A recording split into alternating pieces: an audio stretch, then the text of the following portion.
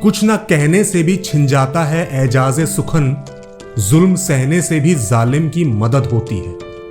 अगर चुपचाप बिना कुछ कहे किसी इंसान की जातियां आप बर्दाश्त करते रहें तो ये एक तरह से उसे बढ़ावा देने जैसा है।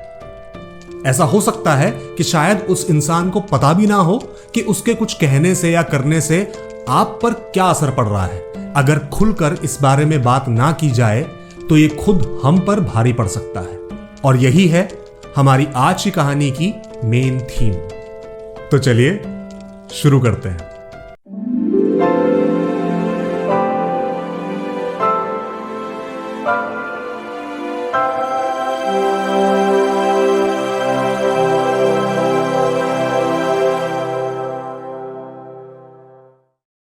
नमस्कार, मेरा नाम है रजत कुमार शर्मा और आपका स्वागत है स्टिल अ स्टोरी स्टूडियो में। अगर आप हमारे चैनल पर नए हैं तो इसे सब्सक्राइब कर लें और साथ में वो बेल आइकन भी प्रेस कर दें ताकि आपको हर नई कहानी का नोटिफिकेशन मिलता रहे। तो हमारी आज की कहानी शैरलेट पर्किंस गिलमन की द येलो वॉलपेपर। तो ये कहानी लिखी गई है सन 1890 के अमेरिका में, जहां हमारी कहानी की मुख्य किरदार वो अभी अभी पहली बार मां बनी है और अपने पहले बच्चे की डिलीवरी के बाद उसे डिप्रेशन सा होने लगा है, जो कि कभी कभी पहली बार मां बनने के बाद औरतों को अनुभव होने लगता है। अब इस कहानी में राइटर शैरलेट पर्किंस गिलमन ने हमारी इस मुख्य किरदार, इस प्रोटैगनिस्ट को कोई नाम नहीं दिया है। उसके पति का नाम है जॉन, जो कि खुद एक डॉक्टर है और उसे ऐसा लगता है कि उसकी पत्नी की जो तकलीफ है ये बहुत ही टेम्परेरी है और तकलीफ जैसी कोई तकलीफ भी नहीं है। सिर्फ हवा पानी बदलने से, घर से कहीं दूर जाने से, किसी अच्छी जगह जाकर कुछ दिन रहने से ही ये ठीक हो जाएगा। तो जॉन अपनी पत्नी की इस बीमारी को, इस तकलीफ को बीमारी मानने को ही तैयार नहीं है।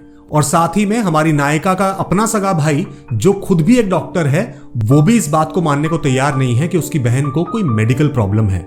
सब लोग यही समझते हैं कि क्योंकि वो पहली बार मां बनी है, क्योंकि ये पहली बार है उसके लिए, इसीलिए शायद थोड़ी बहुत तकलीफ है और ये बहुत आराम से टैकल हो जाएगी।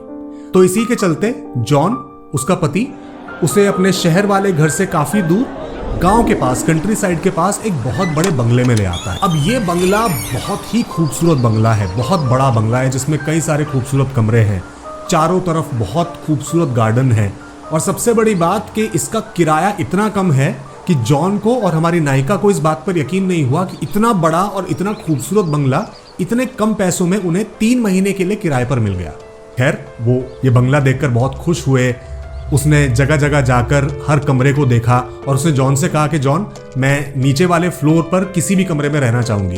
लेकिन जॉन ने उससे कहा कि नहीं, हम नीचे नहीं रहेंगे, हम ऊपर वाले कमरे में रहेंगे। तो उसने जब ऊपर वाले कमरे में जाकर देखा तो एक बहुत बड़ा कमरा था जिसमें कई सारी खिड़कियां थी और बीचों बीच एक बहुत बड़ा बेड लगा था। लेकिन एक प्रॉब्लम थी उस कमरे में कि उसमें चारों तरफ पीले रंग का वॉलपेपर लगा था, जो हमारी कहानी का टाइटल भी है, द येलो वॉलपेपर। और वो वॉलपेपर कहीं कहीं से उखड़ा हुआ था, ऐसा जैसे किसी ने उसे खरोच खरोच कर नोचा हो।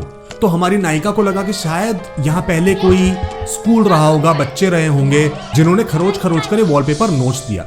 लेकिन उस कमरे में पता नहीं उसे कुछ अजीब सी फीलिंग आई। उसने फिर एक बार जॉन से कहा कि जॉन, क्या हम नीचे किसी भी कमरे में रह सकते हैं, क्योंकि नीचे भी बहुत खूबसूरत और बहुत बड़े कमरे हैं। लेकिन जॉन ने मना कर दिया कि नहीं, अब मैंने फैसला कर लिया है कि हम लोग इसी रूम में रहेंगे, तो मतलब हम इसी रूम में रहेंगे। यही असली तकलीफ थी कि जॉन उसकी कोई बात सुनता नहीं था। जॉन हर बात अपने मन की करता था और शायद यही वजह थी कि धीरे धीरे वो खुद को इस बंधन में बंधा हुआ महसूस करने लगी थी। खैर, वो ज्यादा कुछ कह नहीं पाई क्योंकि अब जॉन ने कह ही दिया था, तो अब वो उस ऊपर वाले कमरे में रहने लगे।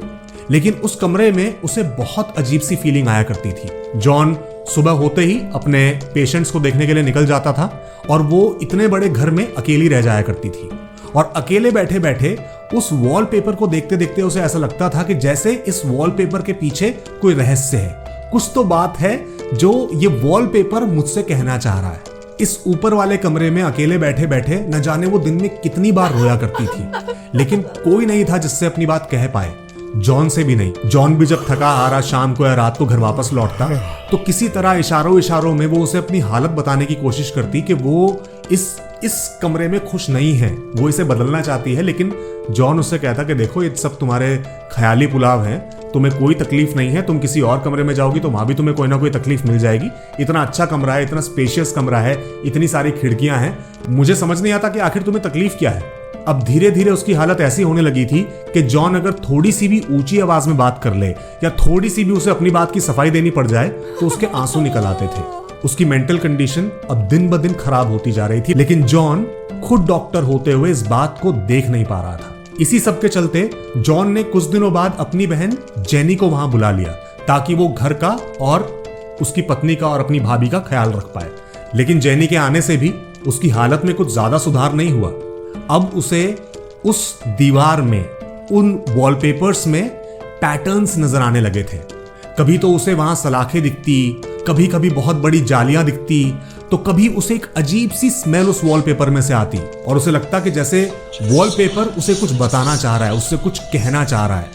कुछ दिनों बाद उसे खिड़की में से गार्डन में कुछ काली परछाइयां गुजरती हुई दिखाई देने लगी। और जब इस सब के बारे में, इन पैटर्न्स के बारे में, इस स्मेल के बारे में, इन परछाइयों के बारे में उसने हिम्मत करके जॉन को बताया तो उसने सिरे से बात नकार दी कि देखो ये सब तुम्हारी बेकार की इमेजिनेशंस हैं, तुम्हें कोई प्रॉब्लम नहीं है, दिक्कत बस इस बात की है कि तुम्हारे पास करने को कुछ खास है नहीं। और उसके पास करने को कुछ खास होता भी कैसे, क्योंकि जॉन ने खुद उसे घर के किसी भी काम को करने से मना किया था, यहाँ तक कि किसी भी किताब तक को पढ़ने पर पे पाबंदी थी। और एक्चुअल में ये पूरी कहानी हमारी नायिका की डायरी में लिखे हुए उसके नोट्स हैं, जिन्हें राइटर गिलमन ने इस कहानी के रूप में लिखा है। मतलब उसने डायरी में बातें लिखी और कई बार डायरी लिखते लिखते वो रुक जाती है ये लिखते हुए कि अब जॉन आ गया है या मुझे किसी के आने की आहट सुनाई दे रही है, तो तुरंत डायरी को रोककर छुपा देती है। तो मतलब डायरी लिखने तक की परमिशन उसे जॉन ने नहीं दे रखी थी और वो खुद उसे कहा करता था क्योंकि तुम्हारे पास करने के लिए कुछ नहीं है, इसलिए तुम ये सब फालतू की चीजें इमेजिन करती हो, तुम्हें पैटर्न्स दिखते हैं, स्मेल आती है, परछाइयां दिख रही हैं,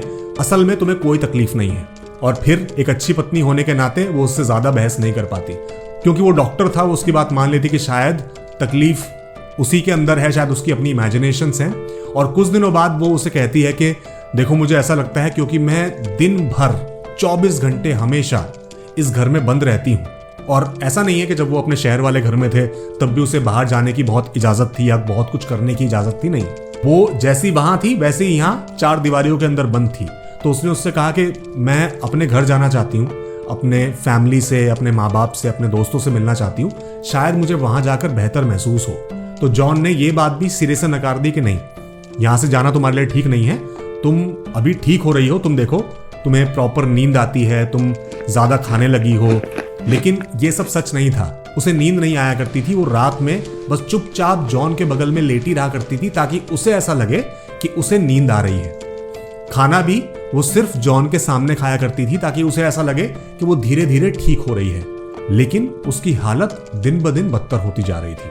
अब जब उसने जॉन से लोगों से मिलने की बात कही, अपने परिवार से मिलने की बात कही, तो जॉन ने अपने परिवार को उस बंगले में बुला लिया ताकि वो लोगों से मिल सके और उनसे बात कर सके, उसे बेहतर फील हो। लेकिन उनके आने की वजह से उसकी तबीयत और ज्यादा खराब हो गई और अब उसने मानो पूरी तरह से बिस्तर पकड़ लिया। घर का ख्याल रखने के लिए, उसका ख्याल रखने के लिए वहां जॉन की बहन जेनी थी, लेकिन अब उसने फैसला कर लिया कि जॉन तो मेरी बात सुनेगा नहीं, अब इस कमरे का और इस वॉलपेपर का जो भी रहस्य है मैं खुद सॉल्व करूंगी। और बस उसी दिन से वो लग गई इस काम में कि वाकई में इस वॉलपेपर के अंदर है क्या, ऐसा क्या है जो ये वॉलपेपर मुझे बताना चाहता है, दिखाना चाहता है, मुझसे कहना चाहता है। और उसके इसी फैसले के साथ उस रात जब वो जॉन के बगल में लेटी उस रात सोने की कोशिश कर रही थी, उसने देखा कि उस वॉलपेपर में कई सारी सलाखें बनी नजर आ रही हैं और उन सलाखों के पीछे एक औरत की परछाई है।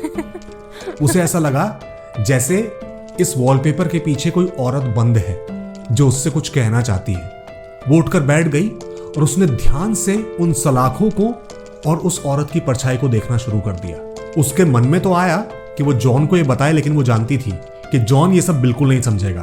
अब धीरे धीरे करके दिन ब दिन उसे उस वॉलपेपर में, उन दीवारों पर कई सारी सलाखें और उन सलाखों के पीछे कई सारी औरतें दिखने लगी। शायद ये उसके अपने मन की स्थिति थी। जिस तरह वो अपनी जिंदगी में 4 दीवारों में बंद थी, वैसी ही चीजें उसे उन दीवारों पर उस वॉलपेपर में नजर आ रही थी। और अब उसे ऐसा लगने लगा कि उसे कुछ भी करके इस वॉलपेपर में से, इन दीवारों में से इन औरतों को आजाद करना है, किसी भी तरह से इन सलाखों को तोड़कर हटाना है। और इसी के लिए वो धीरे धीरे चुपचाप उस कमरे का वॉलपेपर फाड़ने लगी। जब भी उसे मौका मिलता वो कहीं ना कहीं से उस वॉलपेपर को खुरस देती, लेकिन वॉलपेपर बहुत अच्छी तरह से वहां चिपका था तो उसे उखाड़ पाना इतना आसान नहीं था। लेकिन वो कोशिश करती कि कैसे भी करके इस वॉलपेपर को उखाड़े, लेकिन जैसे ही वॉलपेपर उखड़ता उसे एक नया पैटर्न वहां नजर आने लगता। अब एक दिन जॉन की बहन जेनी, उसकी नंद, उस कमरे में आई और वो ध्यान से वॉलपेपर को देखने लगी। उसे वहां देखकर कुछ अजीब लगा और उसे समझ में आया कि शायद यही वॉलपेपर है जिसकी वजह से मुझे कपड़ों के अंदर पीला रंग लगा हुआ मिलता है जो कपड़े में धोया करती हूं। तो वो बहुत ध्यान से इस वॉलपेपर को देख ही रही थी कि अचानक से हमारी नायिका पीछे से आई और उसने आकर उसे डरा दिया। उसने कहा कि तुम्हारी हिम्मत कैसे हुई इस कमरे में आने की, तुम्हें कोई परमिशन नहीं है आने की और खासकर इस वॉलपेपर को देखने की, तो तुम यहां से बाहर जाओ। जेनी ने कुछ नहीं कहा। वो जानती थी कि उसकी हालत अब बहुत ज्यादा ठीक नहीं है और ये बात अब धीरे धीरे जॉन भी समझने लगा था।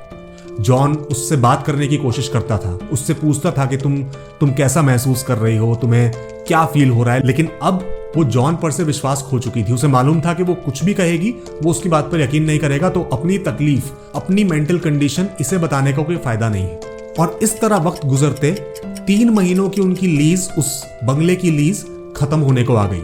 अब उन्हें वापस अपने शहर वाले घर जाना था, लेकिन वो जरा भी जाने के लिए तैयार नहीं थी। उसने ठान लिया कि जाने से पहले इस आखिर दिन में वो इस वॉलपेपर का रहस्य पूरी तरह से जानकर दम लेगी। उसने अपना कमरा बंद किया, कमरे की चाबी बाहर फेंकी और पूरी ताकत से अब वो उस वॉलपेपर को दीवार से उखाड़ने लगी। वॉलपेपर आसानी से उखड़ नहीं रहा था। उसने पूरा जोर लगाकर उसे उखाड़ना शुरू किया। इस प्रोसेस में उसके हाथों से खून निकलने लगा, लेकिन उसे जरा भी तकलीफ महसूस नहीं हो रही थी, क्योंकि उस मोमेंट में उसके लिए बस एक बात इंपॉर्टेंट थी कि उसे कैसे भी करके वॉलपेपर में, इन दीवारों में कैद उन औरतों को आजाद करना है। और वो तभी हो पाएगा जब ये पूरा वॉलपेपर उखड़ जाएगा, नीचे आ जाएगा। तो अपनी पूरी ताकत के साथ, अपने खून से भरे हाथों से वो वॉलपेपर को हटाती रही। उसका खून उसके चेहरे पर, कपड़ों पर, हर तरफ लग गया। शाम होने पर जब जॉन वापस आया तो जेनी ने उसे घबराते हुए बताया कि भाभी ने खुद को कमरे के अंदर बंद कर लिया है और वो कमरा नहीं खोल रही है। जॉन ने जब दरवाजा खोलने की कोशिश की तो उसने बहुत हल्की सी आवाज में जॉन से कहा कि जॉन, तुम दरवाजा तोड़ो मत, ये कमरा बहुत खूबसूरत है। और वैसे अब उस कमरे में उन दीवारों और बीच में उस बेड के अलावा कुछ बचा नहीं था, क्योंकि उनका सारा सामान पैक हो चुका था। लेकिन फिर भी उसने कहा कि कमरा बहुत खूबसूरत है, मैं नहीं चाहती कि इसका दरवाजा टूटे, चाबी वहां नीचे उस तरफ पड़ी है, तुम जाके ले सकते हो। जॉन वहां से चाबी उठा के लाया, उसने दरवाजा खोला और दरवाजा खोलते ही जो उसने देखा, वो देखते ही उसके होश फाख्ता हो गए। उसकी अपनी पत्नी के चेहरे पर, कपड़ों पर, हाथों में खून ही खून और दीवारों में हर जगह खून ही खून था। वो वॉलपेपर पूरी तरह से उखाड़कर वो नीचे फेंक चुकी थी और अब अपने हाथों और पैरों पर एक जानवर की तरह रेंगते हुए चल रही थी। जॉन उसे इस हालत में देखते ही बेहोश हो गया और उसे बेहोश होता देख वो हंसने लगी और धीरे धीरे एक जानवर की तरह चलते हुए उसके पास आई और फिर उसके बेहोश हुए शरीर पर धीरे धीरे चलने लगी। तो जैसा कि हमने कहानी के शुरुआत में बात की कि अगर अपनी तकलीफ, खुद पर हो रहे किसी भी जुल्म के बारे में हम स्ट्रांगली बात नहीं करेंगे, उसके बारे में कुछ नहीं करेंगे, तो सामने वाले को शायद समझ ही ना आए कि हमारे साथ कोई तकलीफ हो भी रही है, हमारे साथ कोई ज्यादती हो भी रही है। और यही इस कहानी में हमारी नायिका के साथ हुआ, जिसने कई बार अपनी बात रखने की कोशिश की, लेकिन कभी भी इतनी स्ट्रांगली नहीं कि उसके पति जॉन को उसकी बात समझ में आती, उस सिचुएशन की इंटेंसिटी समझ में आती। और अल्टीमेटली उसका पागलपन, उसकी मेंटल कंडीशन उस हालत तक पहुंच गई कि जॉन खुद उसकी हालत देखकर वहीं के वहीं बेहोश हो गया। आशा करते हैं कि आज की कहानी आपको अच्छी लगी। अगर हां तो इस वीडियो को लाइक कीजिए, शेयर कीजिए। अपने विचार, अपना फीडबैक कमेंट सेक्शन में लिखकर हमें जरूर बताइए और हमारे चैनल को सब्सक्राइब करना ना भूलें। और अगर चाहें तो नीचे दिए गए नंबर पर हमें सपोर्ट कीजिए। आपका थोड़ा सा कंट्रीब्यूशन भी हमारे लिए बहुत बड़ा सपोर्ट है। जल्द मिलेंगे एक नई कहानी के साथ। तब तक के लिए नमस्कार।